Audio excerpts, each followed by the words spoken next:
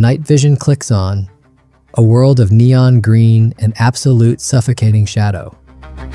Buffalo Bill is watching her, Clarice Starling, FBI trainee, alone in a basement that smells like damp earth, mothballs, and the metallic tang of old blood. She can't see him. He can see every stray hair on the back of her neck. She has a gun, but she doesn't have a target. He has a cocked hammer and a steady hand. The only sound is the rhythmic, jagged pulse of oxygen. His breathing, calm, expectant. Her breathing, shallow, frantic. The dog's breathing. The girl in the well screaming into the silence. This is the ending. This is the beginning. This is the film that won Best Picture by making you, the viewer, the monster behind the lens. This is The Silence of the Lambs. Today, we're performing a clinical dissection of the masterpiece that moved the monster out of the woods and into the mind. I'm breaking down the legendary quid pro quo, the exchange of trauma that became a masterclass in psychological warfare, the escape that redefined the word invincible, and the final phone call that proves you can win the case and still lose your soul. Stay until the final scene, because Hannibal Lecter isn't the villain of this story and Clarice Starling isn't the hero you think she is. This is a story about two orphans who recognize each other across the abyss, and what that recognition costs. Let's start with the run. Clarice is at Quantico, the obstacle course. She's small. She's surrounded by men who are broader, faster, and louder. The camera stays low, making the world look like a gauntlet she wasn't invited to run. But she doesn't quit. She has a specific kind of grit, the kind that comes from having nothing to lose and everything to prove. Jack Crawford, the head of behavioral science, is watching. He's the man who can make her career.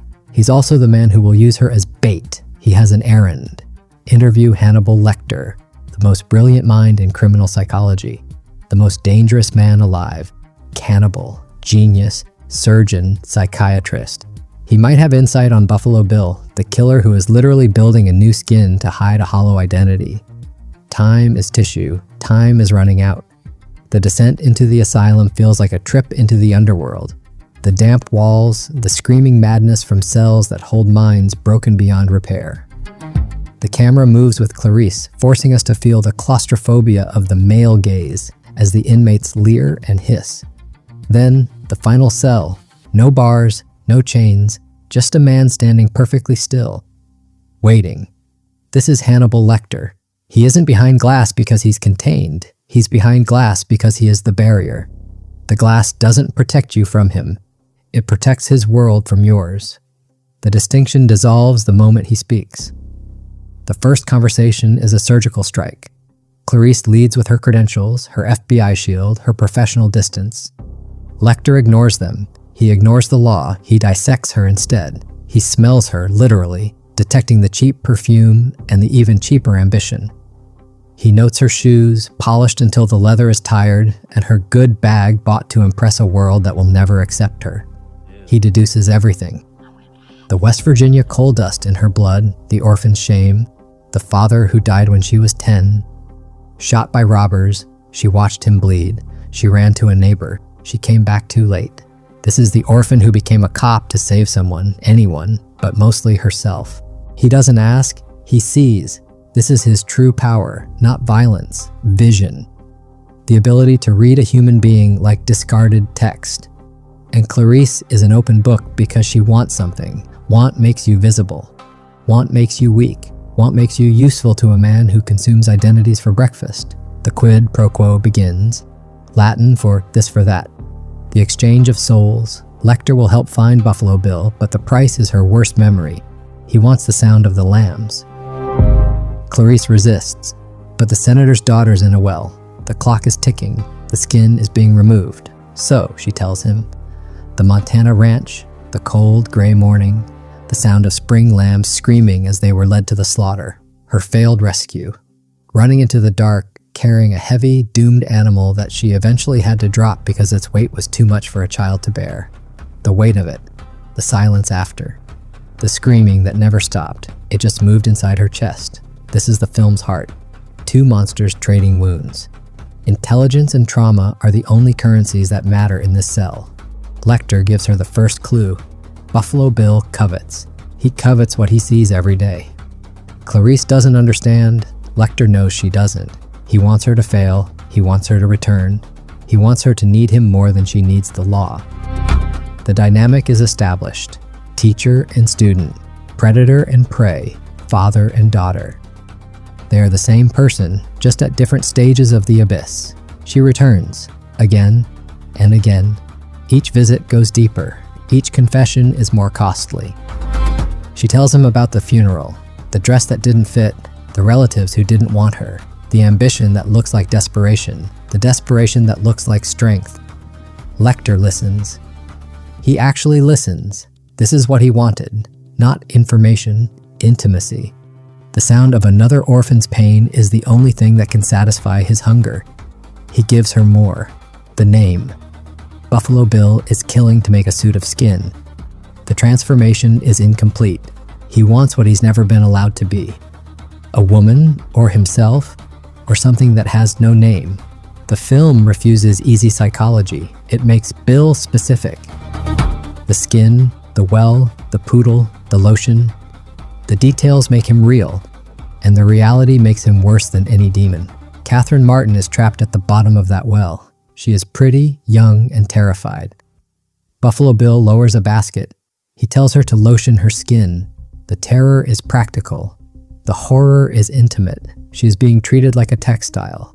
But Catherine is smart. She uses the killer's poodle, Precious, as leverage. She sends it up with a message. She is clever, she is brave, but she is still trapped. She is still being prepared for the harvest. Clarice is sent back to Lecter with a fake offer, a transfer to a better facility with a view and books. Lecter sees through the lie instantly. He rejects the bureau, but he accepts Clarice. He makes his own demand.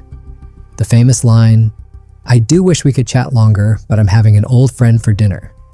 The pun is violence. The violence is wit. The wit is survival. Lecter doesn't kill without style. He doesn't act without becoming the thing that consumes him. Clarice offers something real, herself, her story, the truth of her father's death, the robbery, the waiting, the gunshot, the silence after, the relatives who took her in but made her feel like a burden. Lecter listens. This is the connection, the recognition. Two orphans who found different ways to survive. He became the monster, she became the hunter. Both became what they needed to be to keep the world from hurting them again. He gives her the name, the connection, the final clue. Then, the escape. Lecter has been planning for months with a pen, a paperclip, and a handcuff key. The long game of genius and patience. He kills his guards in a display of artistic violence. One hung from the bars like a broken angel, one disemboweled. The famous face removal is never shown, it's implied, more terrible for being unseen. Lecter walks out wearing another man's face, waving to security, the monster invisible because he looks like everyone else. He is everyone else. The capacity for cruelty that lives in all of us, educated into elegance. Clarice doesn't know he's out. She's following breadcrumbs, the storage unit, the head in the jar, the connection to the dead girls, all size 14, all with loose skin, all with something missing. Bill is making a woman's suit, becoming his own mother or his own victim. The psychology is grotesque. The logic is inexorable. Every serial killer has a story. Lecter's gift is knowing which story matters. She finds the tailor, James Gum, alone in his house. The labyrinth of dead things, the moths, the chrysalis, the transformation that requires destruction, the basement, the well, Catherine at the bottom, the dog, the night vision, the famous sequence, Clarice in the dark, Gum watching her. She can't see him, he can see her. The audience sees everything, the gun, the cocking, the turning, the breathing, his breathing, her breathing. The girl in the well screaming into the silence. The suspense isn't about whether she'll survive. It's about what survival costs. She fires, the monster dies, the girl is saved, the case is closed, the victory is real, but the victory is empty, because the story refuses peace. Clarice graduates, the ceremony, the applause from the men who didn't believe her, the system that used her as a tool. Then the phone rings. It's Lecter. He's in the Bahamas watching the sunset, watching his new psychiatrist, Dr. Chilton, the man who tormented him, the man who will be dinner. Lecter doesn't threaten, he promises. He asks about the lambs. Well, Clarice, have the lambs stopped screaming? Well, Clarice, have the lambs stopped screaming? She doesn't answer. She can't, because the answer is no. The lambs are never silent. The screaming continues. She just learned how to live with the noise. The monster is free. The hero is trapped in her own victory. The quid pro quo continues. He has her number. She has his respect. The connection they forged in that basement corridor outlasts the law. It outlasts the case. It outlasts everything except the screaming. Jonathan Demme's direction is surgical. He shoots faces, close, intimate, uncomfortable. The camera is complicit. The audience is an accomplice. He makes us want to see, want to know. He makes us Lecter. Anthony Hopkins creates a legend in 24 minutes by staying perfectly still, by never blinking, by using a voice that sounds like a machine that learned how to be polite. The stillness is more terrifying than any violence. The violence, when it comes, is almost a relief. Jodie Foster makes Clarice indelible by showing the seams in her armor, the fear she navigates just to do her job, the exhaustion of being underestimated, the rage she can't afford to show. She is the audience, smart, brave, out of her depth, winning anyway.